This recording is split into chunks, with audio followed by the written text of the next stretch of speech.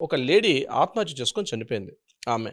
అంటే భర్త పెట్టినటువంటి వేధింపులు అంటే 498 ఏకి సంబంధించినటువంటి భర్త క్రూయల్టీ కింద ఆ వేధింపులు, అదేవిధంగా డీవీసీ సంబంధించి డొమెస్టిక్ వైలెన్స్ కింద సంబంధించి కూడా కొన్ని వేధింపులు తట్టుకోలేక ఆ అమ్మాయి సూసైడ్ చేసుకుంది అని చెప్పి, ఆ అమ్మాయి చనిపోవడానికి ఇతను కారణం అని చెప్తూ, అంతేకాకుండా ఎవరైతే ఆ అబ్బాయి ఉన్నాడో అంటే ఆ భర్తకి వేరే అమ్మాయితో అక్రమ సంబంధం ఉంది కాబట్టే ఈవిడ సూసైడ్ చేసుకొని చనిపోయింది. అదేవిధంగా వేరే అమ్మాయితో రిలేషన్‌షిప్‌లో కంటిన్యూగా ఉండడం వల్ల జరిగింది అని చెప్పి అతని మీద కేసు పెట్టడం జరిగింది. దాని మీద ఇమ్మీడియేట్‌గా మార్చ్ 24, 2024 జరిగింది యాక్చువల్ ఇష్యూ.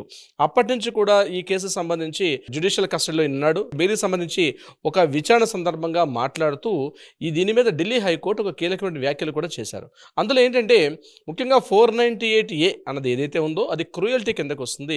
వరకట్న వేధింపులు అంటే 304 కిందకొస్తుంది. అదేవిధంగా 306 అంటే ఆత్మహత్య చేసుకోవడానికి కావాల్సిన ప్రేరేపణ కలిగించినటువంటి సెక్షన్స్ కింద దీన్ని పెట్టడం జరిగింది. మా అమ్మాయి చనిపోవడానికి ఆ అబ్బాయి అక్రమ సంబంధం పెట్టుకున్నాడు కాబట్టే మా అమ్మాయి చనిపోయింది అన్నటువంటి ఏదైతే మెయిన్ స్టేట్మెంట్ ఉందో దాన్ని ఢిల్లీ హైకోర్టు పరిగణనలోకి తీసుకోలేదు. ఒక వ్యక్తి యొక్క తన ఇష్టాలు ఉంటాయి. అక్రమ సంబంధాలు కలిగి ఉండడమా, కలిగి ఉండకపోవడం అనేది మేము దాన్ని ఇన్స్ట్రిక్ట్ చేయడం. కానీ ఈ చనిపోయినటువంటి సంఘటనకి ఏదైతే ఉందో ఆ అమ్మాయి చనిపోయిన సంఘటనకి ఇతరత్ర ఏవైనా కారణాలు అంటే గృహహింస కారణాల మానసికంగా, శారీరకంగా వేధింపులు గురి చేస్తేనే చనిపోతుంది తప్పించి కేవలం అక్రమ సంబంధం కలిగి ఉన్నంత మాత్రాన ఈమె సూసైడ్ చేసుకోవడం అన్నది ఈ 498 కిందకి వర్తింపదు.